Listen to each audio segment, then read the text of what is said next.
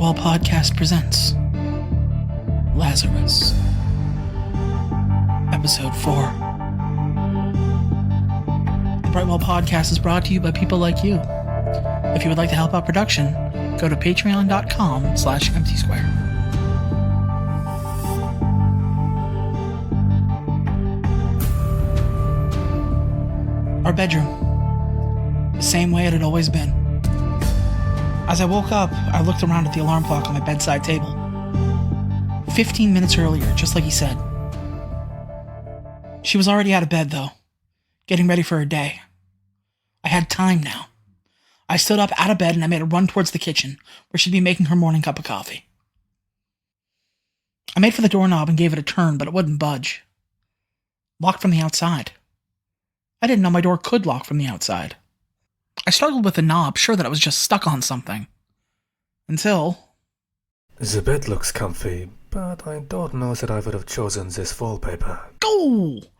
What in God's name? How did you get here? Goats got nothing to do with it. This one's all me. I wanted to see how your next attempt would play out. 15 minutes early, way before she leaves. But the door is locked. That's good drama. This door doesn't lock that way. I told you. Things change. Yeah, in the current day, not in the past. Who knows more about this kind of thing, me or you? If you're here, it's the current day. And in the current day, things change. Okay, fine. I can deal with this. I'll just yell through the door. Be my guest. As I cleared my throat, getting ready to call out, I felt a burning sensation begin at the bottom of my throat. Like a hot ball of nickel was rising up through my esophagus into my mouth. I tried to cough out a couple of words, but my voice was completely robbed from me. I tried impotently to move my mouth into making some sort of sounds, but it couldn't. I could feel my lips begin to weaken. I ran to my bedside mirror as my mouth began to seal itself shut. Lips melting into one another, creating a smooth void where my mouth should have been. I tried to scream out, but the ball in my throat closed up tight. It's not that I couldn't scream. It's not that I couldn't talk. I couldn't make any sounds at all. I know you're angry, but you have to look at it from my perspective.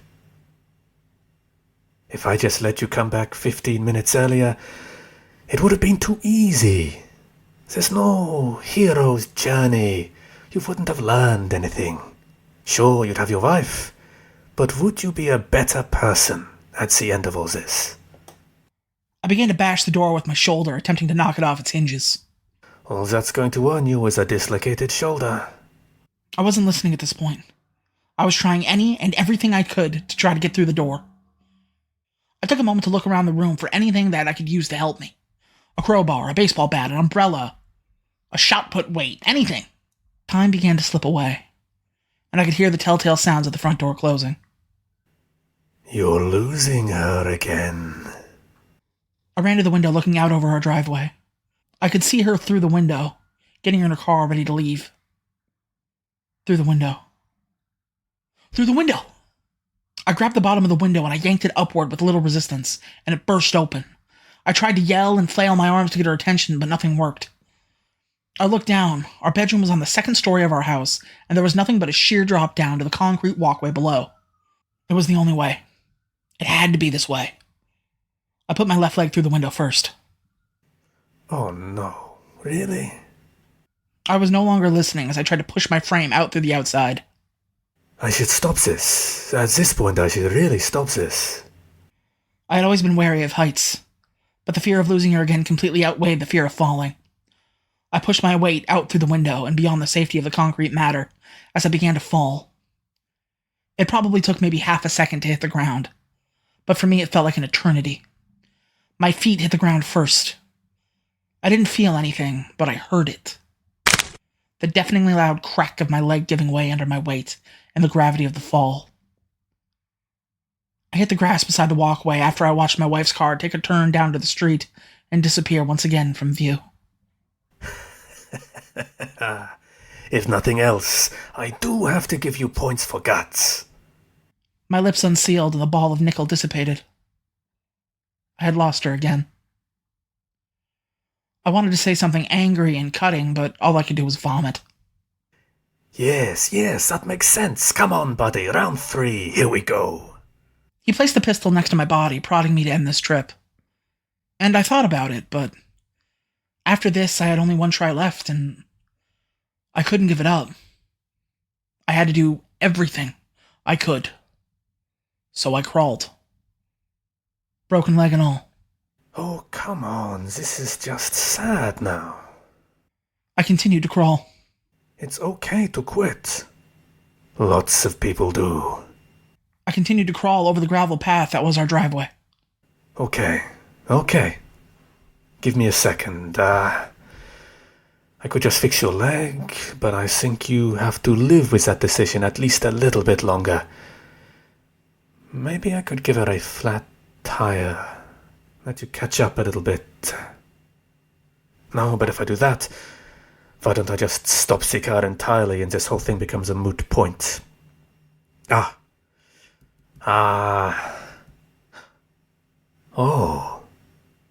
Got it.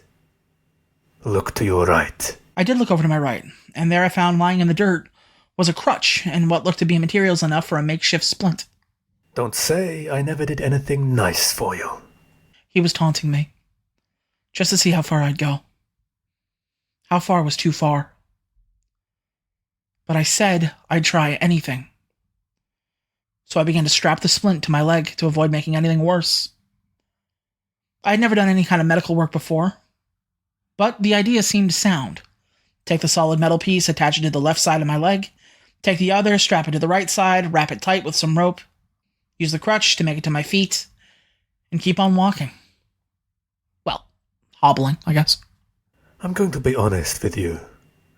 Your stick-to-itiveness is impressive, but I don't think you're going to turn this around.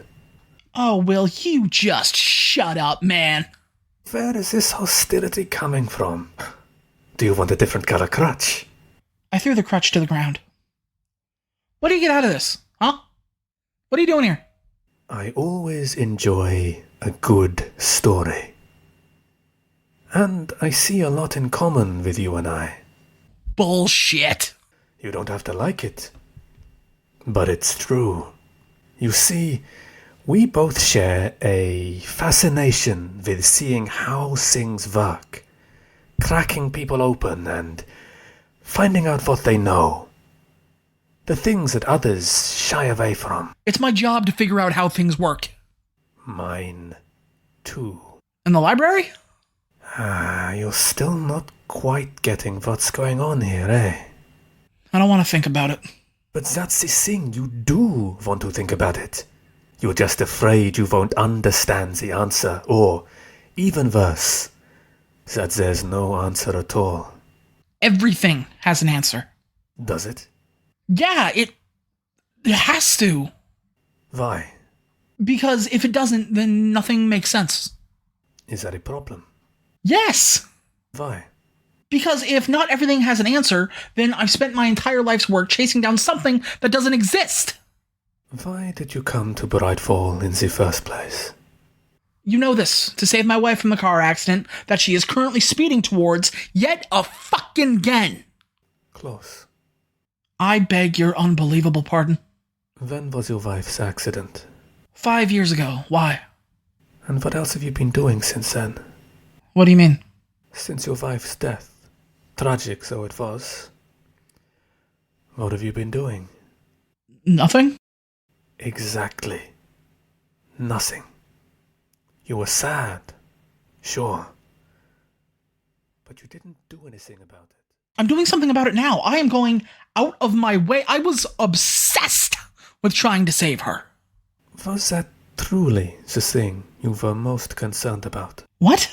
You didn't think of anything else when you decided to come here? No, I don't know. A different obsession. You can kiss the fattest part of my ass. Ulterior motive, you don't know me, man. We met like 40 minutes ago, and you want to psychoanalyze me for kicks? Sometimes. What are you trying to tell me? Nothing you don't already know. My wife is the most important person in this world to me. Most important person. Absolutely. Most important overall? No, I mean, yes, of course, obviously. You can lie to me all you want. But I will not let you lie to yourself. What was your first thought upon seeing the resurrection video? I said it was ridiculous. And? Impossible. And your first thought was to... Disprove it. Now, taking all the knowledge you've just gained, why did you come to Brighwall? Fuck you. Almost there. You're wrong. One more time. To save my career. There we go. If I could prove Brightwall's miracles as real, it would have been the biggest scientific discovery since fire. A place where resurrection is possible? People have traveled years for something like that. I could have been the person to figure that out. Do you feel better getting that all off your chest? No. In fact, I feel much worse. Everything's cold. What's going on now? Your wife has died. Yeah, I know. Quit rubbing it in. No. I mean again. In this timeline, you're too late.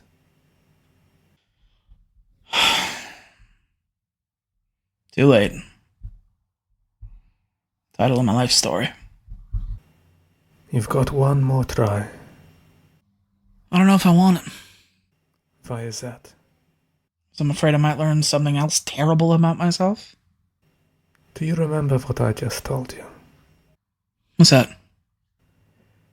You can lie to me, but I will not let you lie to yourself. This concludes our broadcast day.